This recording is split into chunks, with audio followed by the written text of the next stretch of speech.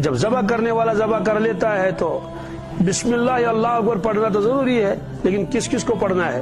کسی نے ٹانگیں پکڑ رکھی ہیں، کسی نے سینگ پکڑ رکھے ہیں، کسی نے اور جو ہے وہ بدن کے اوپر اس کو دبا کے رکھا ہے۔ تو اصل بسم اللہ اللہ اکبر پڑھنا ہے جس کے ہاتھ پہ چھری ہے، کیا اس کو بسم اللہ اللہ اکبر پڑھنا ہے۔ اگر سب نے پڑھ لیا، اس نے نہیں پڑھ لیا تو چلا گیا ایسے۔ لیکن کبھی ایسا بھی ہوتا ہے برکت کے لیے آدمی اسی چھری چلانے والے کے ہاتھ کے اوپر ہاتھ رکھتا ہے اور بوجھ ڈالتا ہے، تو دونوں کے اوپر بسم اللہ اللہ اکبر تکبیر پڑھنا کیا ہے؟ واجب ہے۔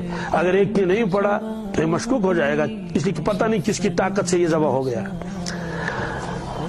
آخری مسئلہ ہے تول کر گوشت لینا۔ کیا یہ بہت اہم مسئلہ ہے۔ تول کر گوشت لینے کا مطلب کیا ہے؟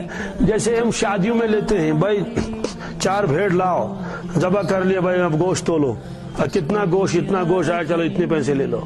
لیکن جب قربانی کرنی ہو، قربانی کے جانور کے لیے مالک بننا پہلے ضروری ہے۔ اسی لیے فرمایا کہ اتنے بال اس کے اوپر ہوں تو اتنا ثواب اس کو ملے گا، ہاتھ پھیرو اس کے اوپر تو ہاتھ کے نیچے جتنے بال آئے گے اتنا ثواب ملے گا۔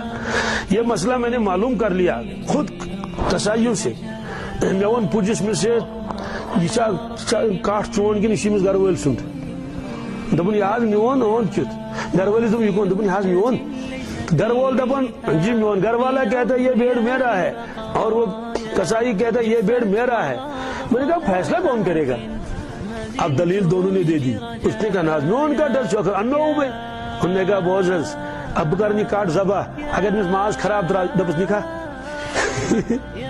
اگر اس کا گوشت اندر سے خراب نکلا اس سے پوچھو لے جاؤ گے تم ہے کیا رٹس؟ ہاں کیا رٹس میں کیوں لے لوں گا؟ جب خراب نکلے گا تو میں نہیں لوں گا۔ اس کا مطلب تو یہ ہوا کہ وہ بھیڑ اس کا آدمی کا ہے ہی نہیں، گھر والے کا، وہ تو اس کا ہے جو کسائی لایا ہے۔ وہ خود کہتا ہے آپ واپس کریں۔ تو معلوم یہ ہوا کہ جانور کا وہ مالک بن ہی نہیں گیا۔ اس لیے ضروری ہے کہ جانور کو تول سکتے ہیں زندہ، تو آج تو ٹرکیں بھی تولی جاتی ہیں، کیا مشکل ہے؟ تو اس طرح سے آپ کبھی بھی قربانی نہ کریں۔ جانور لایا، اس کو ذبح کر لیا اور پھر اس کو گوشت کو تول رہا ہے اور اس کے پیسے دے رہا ہے، تو مجھے بتائیے پھر کھال کو کیسے تولے گا، ہے نا؟ اور پھر پایا کو کیسے تولے گا اور کیا ریٹ لگائے گا اس میں؟ اس لیے بھائی پہلے جانور کا مالک بن جاؤ، پھر اس کے بعد وہ کر لو۔ آخری مسئلہ ہے کہ گوشت کے بارے میں یہ چیٹی تھکوا کیا جی، آپ اس کو کبابیں بھی بنا سکتے ہیں اور رشتے بھی بنا سکتے ہیں اور کاٹ بھی سکتے ہیں، آش پازی سے بھی کاٹ سکتے ہیں اور کسی چاون دستے سے بھی کاٹ سکتے ہیں۔ یعنی مازے کو چیٹتے اور تلتے ہکو اور بزتے ہکو، اس میں کوئی وہ نہیں ہے، پابندی نہیں ہے۔